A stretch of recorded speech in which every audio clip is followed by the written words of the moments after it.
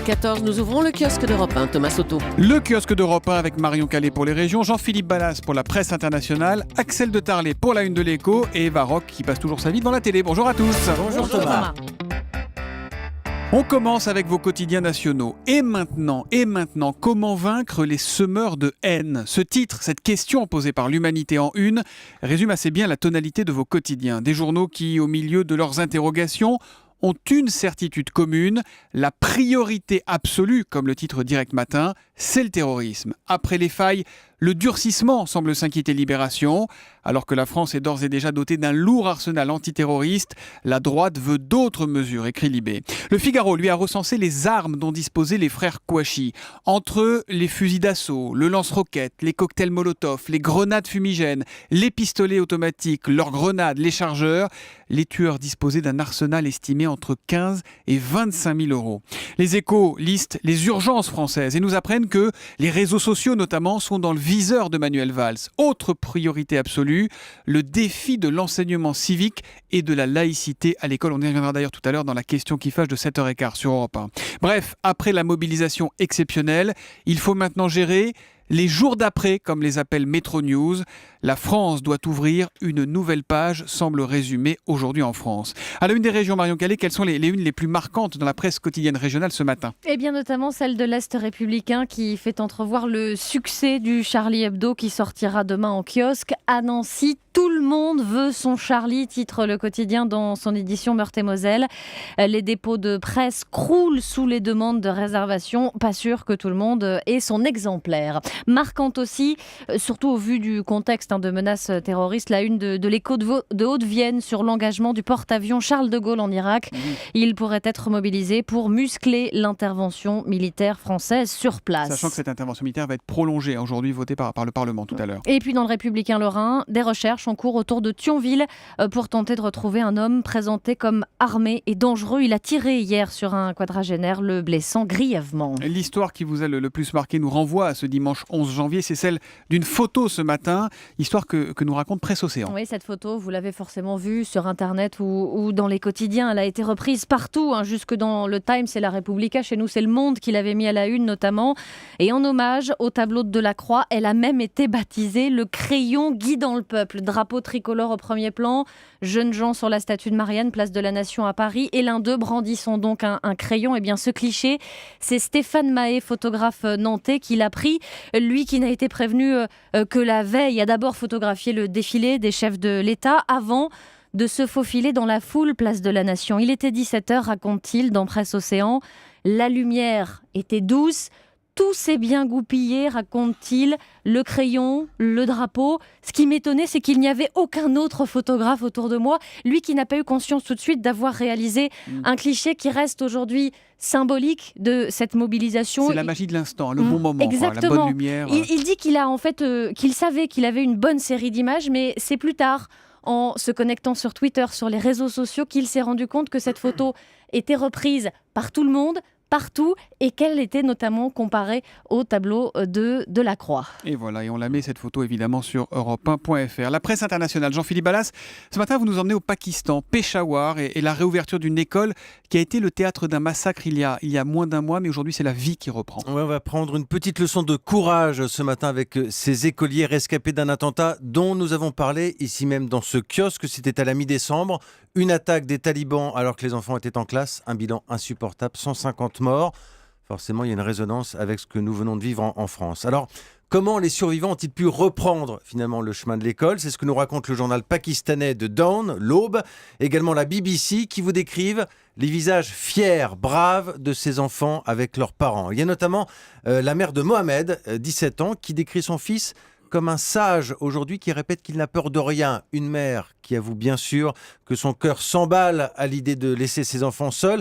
Si je pouvais, je passerais la journée avec eux à l'école et je les ramènerais moi-même le soir, c'est ce qu'elle dit. Certaines salles de classe ont été repeintes pour effacer les traces de la tragédie, d'autres restent fermées encore aujourd'hui. À l'extérieur, la sécurité a été renforcée avec des murs d'enceinte, des véhicules militaires, des caméras de surveillance.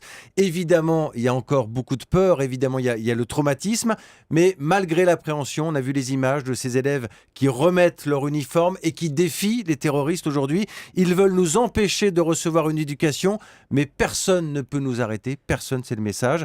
Des écoliers qui pensent à leurs camarades qui sont tombés sous les balles. Certains se sont sacrifiés pour nous, c'est ce que dit une jeune fille. Et c'est aussi pour eux que les enfants de Peshawar ont ressorti aujourd'hui les livres et les cahiers. Voilà, les livres, les cahiers, les crayons, décidément, c'est la plus belle réponse à tous les obscurantismes. C'est donc à lire notamment dans le journal pakistanais The Dawn, notamment Jean-Philippe Ballas. La une de l'Écho. Alors là, on va passer complètement à autre chose avec Axel de Tarlet, qui est Beaucoup très plus léger. préoccupé par son tiercé. Figurez-vous que le PMU est plombé par le recul des paris hippiques. Que se passe-t-il ? Voilà, je ne sais pas si vous jouez aux courses, mais effectivement, le PMU fait grise mine. Alors, on a eu les chiffres pour 2014. Donc, le chiffre d'affaires recule de 4%. Ça avait déjà baissé en 2013 de 0,9. Alors que si vous regardez, si vous regardez le loto, la Française des Jeux, là, ça augmente un plus. Enfin, on n'a pas les chiffres 2014, mais l'an dernier, ça avait augmenté de 1,8. Alors, c'est vrai qu'au PMU, on gagne moins, ça ne vous change pas la vie. Mais on gagne plus souvent. Enfin, c'est une tendance qui inquiète quand même les dirigeants du PMU. Alors, ils essayent qu'il y ait davantage de points de contact. Maintenant, on peut jouer dans les stations-service, figurez-vous. Ah bon ? Dans certaines stations-service, on peut jouer au PMU. Voilà. Alors, moi, sur Europe 1, moi, j'adore José Coves, qui est un type formidable, On mais l'adore. malgré Quand tout... il commence comme ça, il y a un mais. Ah, il y a un mec qui arrive. connais. Et Non, une mais baffe derrière. Entre nous, Axel, c'est pas un peu vieillot le PMU quand même. Alors voilà, c'est leur gros problème. Alors ils essayent de se moderniser. Il y a eu une campagne de pub. On peut jouer sur les tablettes, même si malheureusement les chiffres de Paris sur Internet sont en baisse. Oui, ils ont une image. Mais que voulez-vous ? Les jeunes aujourd'hui, ils s'intéressent au football beaucoup plus qu'aux courses voilà. hippiques. Alors, quelle a été la réponse du PMU ? Eh bien, Ils font des paris sportifs aussi. non ? faisons du football. Bah oui, c'est ça, ouais. Voilà, Ouais. bravo. Ouais. Thomas. Donc effectivement, le PMU. Moi qui ne a sais pas ouvert- remplir une grille de loto, vous voyez, Voilà, je suis quand même. vous pouvez jouer, vous pouvez parier par exemple. Alors je parle sous le contrôle de Jérôme Lacroix, mais vous pouvez parier pour les matchs de la Coupe de la Ligue ce soir sur le site du PMU. Par exemple, il y a Bastia-Rennes. Alors c'est Bastia j'y suis allé quand même. C'est Bastia qui est donné gagnant. Vous pouvez miser sur Paris-Saint-Etienne. Donc ça marche bien, plus 15% là les paris sportifs. Il y a aussi le poker. Ils proposent du poker. Mais enfin le problème, si vous voulez, c'est que ça rapporte 200 millions, alors que les paris hippiques rapportaient 10 milliards. Donc ça ne compense pas la compense chute pas. des paris hippiques qui baissent, mais ils se développent dans le football, dans l'internet, et puis tous les gains vont ensuite à la filière hippique. Donc vous voyez, si Ah, vous quand allez même, jouer ouais. sur le pari PMU, Même quand Au on moins, joue sur vous le faites- foot, ça fait du bien au ça cheval. finit dans la bouche du cheval. Et ben voilà qui fera plaisir à Nicolas Cantou. Je crois qu'on a un tuyau dans la 4. Julie, dans le match entre Saint-Etienne et Paris, vous voyez qui vous Saint-Étienne, Ouais, c'est ça. Toujours Thomas. la neutralité qui vous caractérise. À la télé ce soir, Sois père et tais-toi. C'est oui. sur France 5, c'est à 20h40, Eva. Vous avez tout dans le Rock. titre. C'est par un SMS, un coup de fil ou un mail qu'ils ont appris qu'ils allaient bientôt être pères. Et alors ça, bien malgré eux, parce que ces hommes, ils n'ont jamais eu aucun désir de paternité. Ce genre Ils de ont SMS eu- qui doit calmer. quand Voilà, même. ils ont eu une relation de Bonjour, quelques papa. jours. Voilà, c'est un peu ça.